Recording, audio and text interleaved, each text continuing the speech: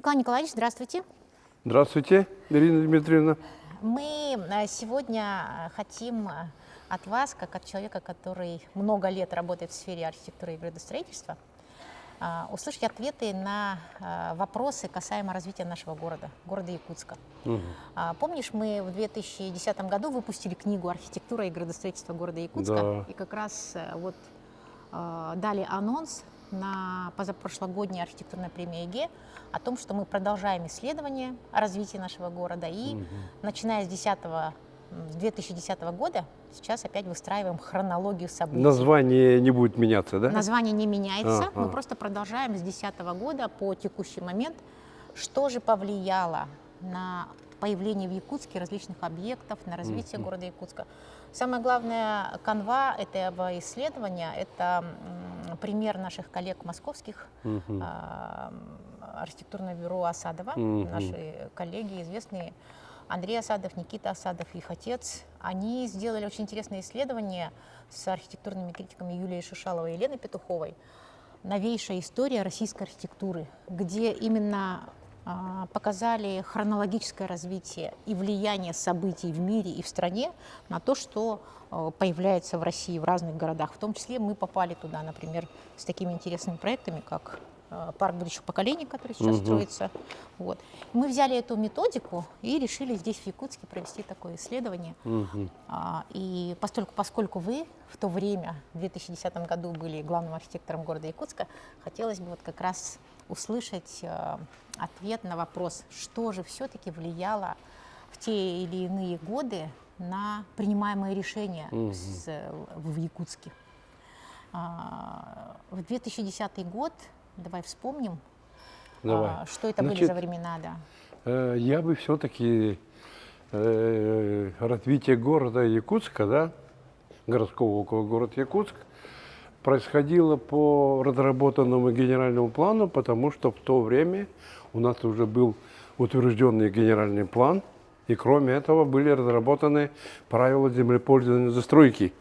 То есть, если генеральный план регламентирует только функциональные зоны, то в то время у нас уже, поскольку в 2007 он был разработан и утвержден, уже были разработаны регламенты, и было градостроительное зонирование. Вот что важно, да?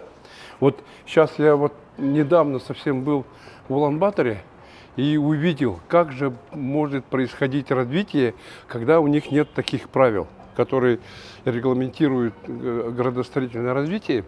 И у них только генплан, а правил землепользования нету до сих пор. Да. И идет просто хаос просто. А помнишь, мы как раз в книге делали такой блок, в нашей с тобой книге, первой, да, большой блок именно градостроительной документации, где как раз до 2010-го показали, что в Якутске был принят и утвержден новый генеральный план, правила землепользования, и более того, даже уже внедрена информационная система обеспечения граддеятельности. Дело в том, что в то время, когда был утвержден, принят федеральный закон, градостроительный кодекс Российской Федерации, от правительства страны было требование о разработке такого документа по всем регионам.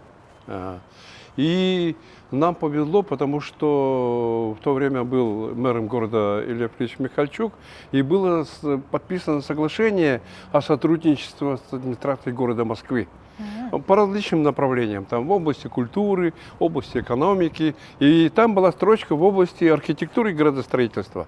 И мы этим воспользовались и вышли на Моском архитектуры, и они с удовольствием это приняли наше предложение.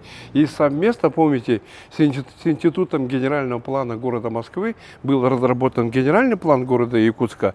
Продолжение было разработан правила землепользования застройки города Якутска. И вторым после Москвы у нас внедрилась информационная система обеспечения градостроительной деятельности. Вот благодаря вот этому соглашению и совместной работе Московской архитектуры нам удалось в кратчайшие сроки практически разработать те необходимые градостроительные документы, которые требовал федеральный закон. А помнишь, Николай Николаевич, ты говорил о том, что почему вообще вдруг появился градостроительный кодекс в стране? Что этому способствовало? Ну, помните, во времена, ну, в советское время, мы же помним, это было все общее. Плановая экономика, Да, плановая экономика. плановое Земля градостроительство. была государственной, все.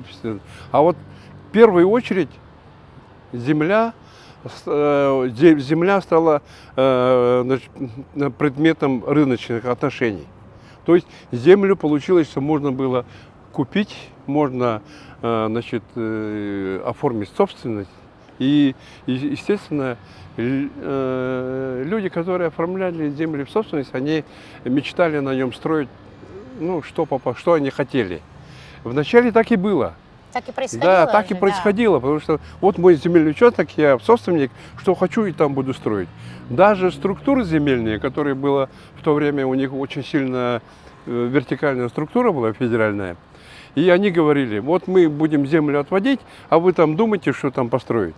Ну и в итоге у нас тоже происходили следующие моменты, как, например, можно привести, как наши дачные участки, которые мы раздавали без плана, без ничего.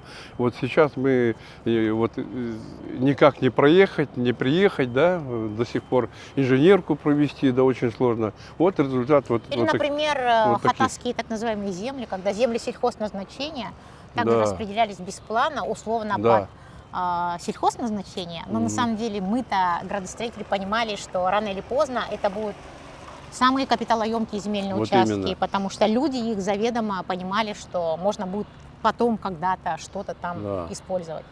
И вот вы, как главный архитектор, тогда работая с мэром города, с Ильей Филипповичем, как все-таки добились того, что в 2013 году мы уже, я тогда работала в Викопроекте, впервые разработали огромный объем работы по документации по планировке территории. Проекты Да. планировки и проекты межевания. Вспомни Да, про этот да, момент. потому что последующий документ, который регулирует застройки, это вот проект планировки территории, да. И, конечно, поквартально это было бы, как бы сказать, не охватили бы мы, помнишь, мы назвали его проект планировки центральной части. И вот этот, можно сказать, главный документ стал хорошим инструментом и для последующих работников управления архитектуры, главных архитекторов, которые управляли застройкой им благодаря вот этому документу, проекту планировки территории. Но вообще интересные были центральной времена. части. Я помню, тогда это было впервые в Якутске разработать такой как бы новый формат градостроительных документов. И я помню, как ты собирал нас у себя в кабинете главного архитектора, и на уровне руководства города мы очень, как сказать, тогда плотно работали, поскольку отдел генплана наш, Юрий Иванович Холмогоров, Да. Иван Ильич Шишигин. Да. И, в общем-то, тогда вот группа генплана Института Якутпроект очень сильная группа была. И благодаря вот таким специалистам, которых ты назвала, да, действительно были разработаны очень такие грамотные документы, благодаря которым действительно вот все-таки регулировали застройку. Да. Например, строительство крупных магистральных улиц в городе Якутске, которые вообще были запланированы именно в то время в разрезе генплана. Вот как появлялись решения именно вот по строительству, не знаю, там улицы Аюнского, ее Да, же не было раньше. это я скажу, заслуга Вячеслава Анатольевича Штырова, который в то время был президентом нашей республики. Он, как ты знаешь, он строитель и очень понимал архитектуру и градостроительство. Это было близко к нему, вот это вот направление, да.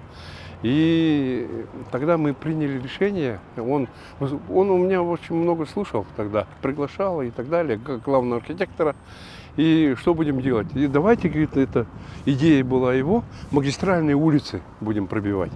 И вот в то время, помните, по улице Пояркова, улица Аюнского, улица Автодорожная, они были раздельные, не соединены. Появились три моста. Появились 3 моста. И вот такие, благодаря вот таким магистральным улицам, улица Кальвица мы пробили до речного порта, улица Лермонтова спрямили вдоль этого озера Сайсары. И вот такие решения, благодаря которым до сегодняшнего дня город более-менее справляется с транспортным потоком. конечно, сейчас ключевые градостроительные решения, можно сказать. было продолжить вот эту идею, и тогда, конечно, проблем было бы гораздо меньше. Да. Ну, то есть основной улично-дорожный каркас Якутска был принят именно в разрезе вот тех документов главного генерального плана, правил землепользования, зафиксированные границы земельных участков и проекты планировки, проекты межевания. Я думаю, что это была глобальная работа. А вот в 2012 году, как раз, если мы вспомнили Вячеслава Анатольевича Штырова, в Якутске проходили спортивные игры «Дети Азии», которые вот сейчас на днях опять у нас стартуют в Якутске. Я думаю, что это было очень масштабное событие, начало которого идет еще с идеей Михаила Ефимовича Николаева, да? И в Якутске появились же крупные объекты. Вот ты как главный архитектор тогда можешь вспомнить, как, например, принимались решения по строительству Триумфа, аэропорта, бассейна Чолбон и многих других, которые стали украшением нашей столицы? Да, действительно, вот это просто гениальная идея Михаила Ефимовича Николаева, «Дети Азии», да, проводить международные игры. Сначала, конечно, это для нас было как будто какой-то невыполнимая идея, как это можно проводить такие, и в то же время международное, да, международное, и было принято решение построить ряд ключевых объектов, которые ты назвала. Ну, прежде всего, Триумф, да, стадион, крытый стадион Триумф, который до сих пор мы пользуемся, значит, большим успехом, да. И, как ты называла, реконструкция нового аэропорта, строительство спортивных объектов, как Чолбон, потом футбольный манеж, который, да, вот действительно вот игры «Дети Азии» преобразили практически наш город, построив такие ключевые спортивные объекты. Я бы хотел еще вспомнить, помнишь, в 2012 году было принято решение о строительстве музея Мамонта. Да. И тогда, значит, мы провели международный конкурс, такой масштабный, и где принимали участие мировые лидеры архитектуры. Это же вообще был уникальный случай, когда в Якутске прошел такой конкурс, который взбудоражил всю архитектурную общественность мира. И первое место занял американский тогда молодой архитектор Томас Лизер. И благодаря тому, что он занял первое место, в общем-то, он стал известным мировым архитектором. И до сих пор он продолжает эту идею. Да. И эта идея жива. И его, в общем-то, проект был такой очень передовой, очень уникальный, очень оригинальный проект. И сейчас бы он, конечно, смотрелся бы очень хорошо. Если как ты думаешь, вот, например, именно такие события, как бы именно принятие решения о строительстве музея Мамонта, что этому все-таки способствовало? То есть, либо это как выход на... В то время были находки, уникальные находки. Помнишь, мамонтенок, ну, я не помню, как его назвали. Это было даже чуть позже, да. И но... вот эти экспонаты находки мамонта, их возили на международные выставки. Помнишь, они в Японии очень долго стояли. Там. Я просто думаю, вот сейчас очень актуально, например, проведение инвестиционных форумов, да, такие как ВЭФ, там, Питерский международный экономический форум. Раньше ведь не было таких событий, а интересно, что Якутия, обладая определенными там запасами алмазов, или, например, там, бивней мамонта, да, я так понимаю, что это все-таки руководство республики было такого уровня, что пыталось выйти на международные рынки и развивать экономику в другом абсолютно совершенно верно. векторе. Совершенно с тобой согласен. Вот. Да, действительно, искали, Михаил Ефимович искал такие уникальные направления, которые бы продвинул бы нашу республику, и чтобы он стал узнаваемым. Вот такими идеями. И благодаря этому мы, архитекторы, получили такие интересные события. Я помню, как даже когда я помню, когда он строил зоопарк Орто-Дойду, он, значит, позвал, в том числе архитекторов, и мы туда приехали, и были там строители, архитекторы, инвесторы, и он говорит, а там всего лишь было один табун лошадей возле дороги. И он говорит, вот в этом месте будет зоопарк. Мы там, как зоопарк? Что за зоопарк? И вот вроде бы говорят, архитекторы это люди такой профессии, которые смотрят будущее, да. Но насколько Михаил Ефимович был глобальным мыслителем, да, и насколько он смотрел вперед. А ты работал как главный архитектор в его период, да? Когда он был президентом? Его период немножко застал. Чуть-чуть застал, и потом уже с Вячеславом Анатольевичем работал, потом, да? Я вот думаю, то, смотри, что... Коля, в этом году мы отмечаем 60-летний юбилей нашего Союза архитекторов, да? Но в 2012 году, когда ты был главным архитектором и города, председателем правления Союза архитекторов, да, правления Союза архитекторов, сюда, в Якутск, прилетело выездное правление Союза архитекторов России. И был Юрий Петрович Кудрявцев, президент Российской академии архитектуры и строительных наук. Весь состав президиума вот как это Союза архитекторов СССР тогда прилетело. Ну, конечно, нам очень помог наш старший друг, брат и коллега Семен Николаевич Назаров. Да, благодаря, он тогда работал в компании «Алроса». Ну, благодаря его поддержке, его помощи, компании, значит, нам удалось пригласить сюда весь президиум правления Союза архитекторов СССР в то время. И лидеры, в общем-то, лидеры того периода архитектуры и городостроительства, все приехали в город Якутск. И, конечно, их удивило то, что мы провели вот такой международный конкурс, во-первых, по музею Мамонта, и, во-вторых, они по-новому смотрели наш старый город номер 1, который... Ну вот, да, который тоже в то время, да, был. Да, и как раз про это я бы хотел сказать, да. Конечно, в то время, чтобы реализовать такой большой проект, у государства денег не было, средств не было, ни у города, ни республики, да. И тогда мы, чтобы реализовать этот проект, мы приняли такое решение. Будем привлекать предпринимателей. И бесплатно давались земельные участки только с одним условием, чтобы они там воссоздали, либо восстановили те памятники истории и культуры, которые сохранились на месте. Ну или воссоздали облик. Да, или воссоздали облик. Помните, мы сделали проекты каждого дома. Конечно. Иван Васильевич Лепчиков каждый дом проектировал, я помню, да. И мы вот это, как бы инвестору вручали вот этот проект, что ты должен построить именно вот такой дом и открыть в нем либо кафе, либо что-нибудь такое. И в принципе, поскольку я считаю, что, конечно, много было вопросов, потому что это были в основном новоделы, да.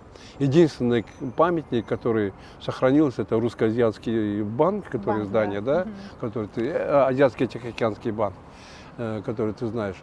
Но, в общем-то, мы воссоздали среду.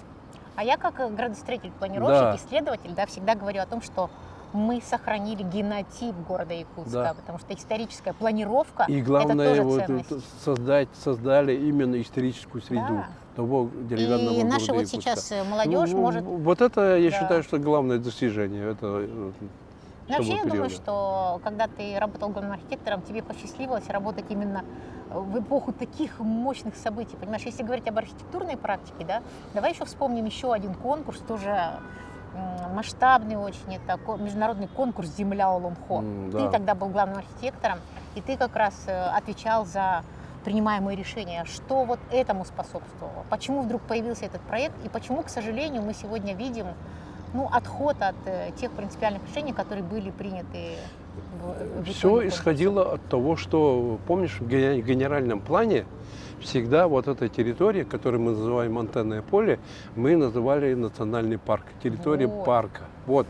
И мы, благодаря всем архитекторам, в каждом генеральном плане, даже когда корректировался генеральный план, мы его сохраняли, его назначение оставляли как парк. Территории. А еще в связке со священным озером Сайсары. Вот. И благодаря этому, то, что во всех правилах, во всех ограничениях, назначение мы оставали вот таким.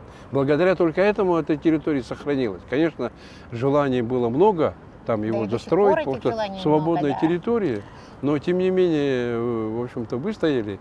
И вот когда Но все равно она не должна пустовать. Да, и тогда появилась вот такая идея. Это не моя идея, конечно, да, там были от Министерства культуры, это Андрей Савич Борисов, Лена Федорова, да, Лена Федорова тоже основной идеолог. Уникальная женщина, да, которая была идеологом этого вот, проекта. Да, вот они, Министерство культуры и духовности, они создали вот такой проектный центр, которым руководила Лена Федорова, и они создали концепцию сначала. Вот Земля Ланского. А ты представляешь, что в этом конкурсе участвовали такие компании, как Массимилиано Фуксас, да. Витторио Граци. Да. Для нас это вообще был, да. извините, такой разрыв понимания в общем-то, роли у нас архитектора. был опыт проведения вот такого конкурса, но нам помогли тоже, потому что к организации конкурса привлекли французскую компанию, тогда в музее Мамонта. Вот они организовали на таком уровне, и поэтому у нас был такой опыт, мы видели все это. Вообще вот такие примеры, которые мы быстро же схватываем, да? У нас народ такой, который все хорошее очень быстро схватываем и можем повторить уже с таким национальным якутским каким-то вот таким подходом. Давай тогда да. уже перейдем вот, к, знаешь, что хочу сказать, да? Вот медицинский центр. Вот она подтолкнула, это же было первое здание, каркасно-монолитное здание. Нигде по Дальнему Востоку таких зданий не было.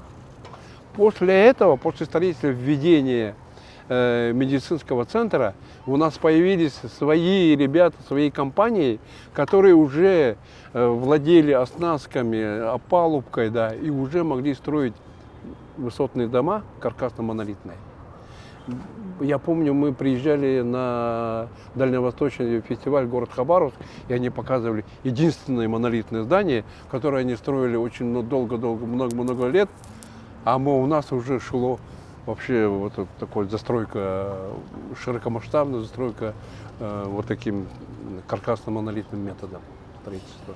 И поэтому мы вот все хорошее у нас очень хорошо, мы учимся, внедряем в жизнь. Это не только архитектор, но и строители наши. То есть тоже. ты хочешь сказать, что мы не только принимаем как бы новые принципы, методы проектирования, а еще и сами задаем тренды. Да, и там что-то мы свою изюминку добавим, и у нас получается якутское. Давай тогда, да, Николай, все-таки ты один из уникальных людей, архитекторов профессиональных, который не просто работал в системе управления главным архитектором города, ты великолепный архитектор, объемщик. До того, как ты был главным архитектором города, ты уже успел поработать в проектировании.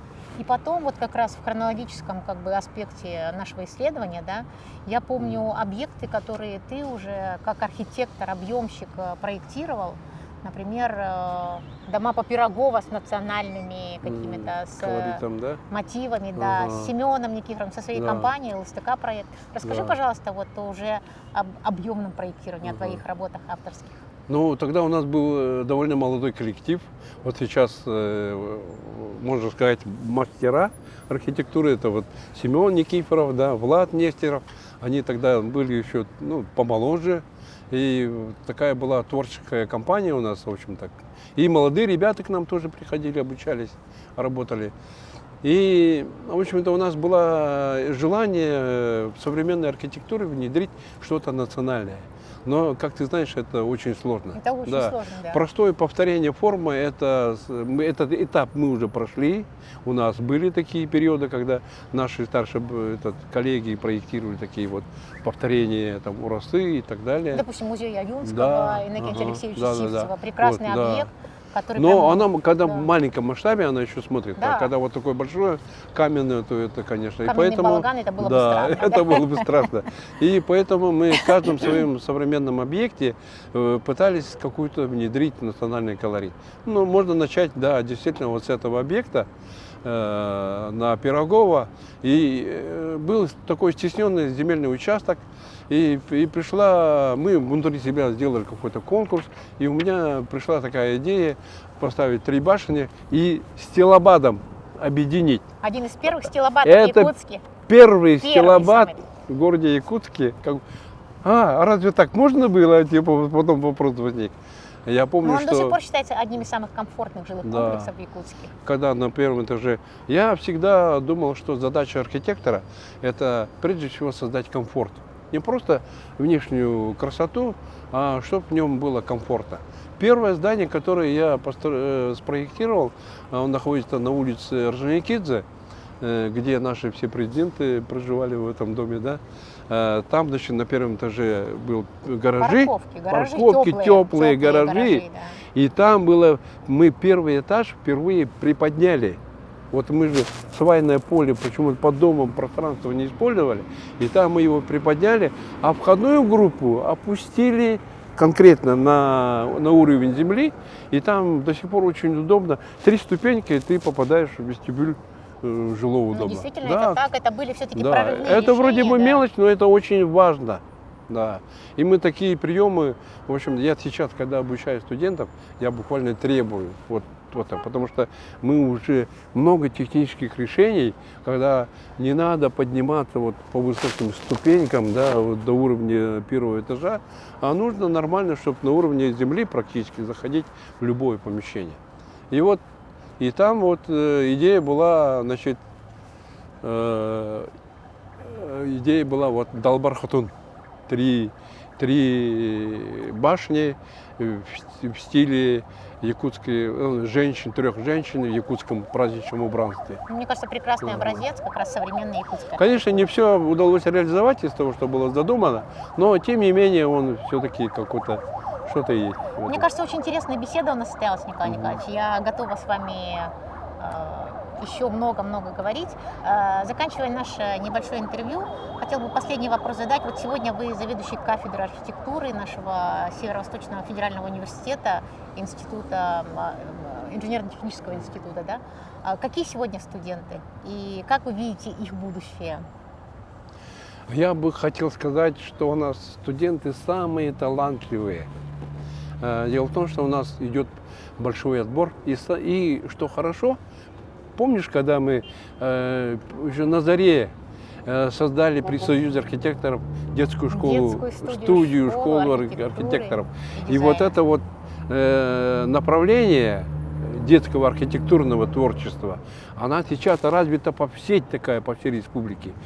И идут к нам уже дети подготовленные. Да, мы проводим олимпиады, делаем отбор, и поэтому к нам поступают уже подготовленные дети. И, конечно, мы их дальше уже обучаем мастерству. И, в общем-то, сегодня практически на всех ведущих проектных мастерских работают наши выпускники очень успешно. Я думаю, что благодаря вашей работе, Николай Николаевич, сегодня профессия архитектора очень востребована у нас в республике. Спасибо вам большое. Возможно, спасибо. Да. Спасибо за такую оценку. Спасибо.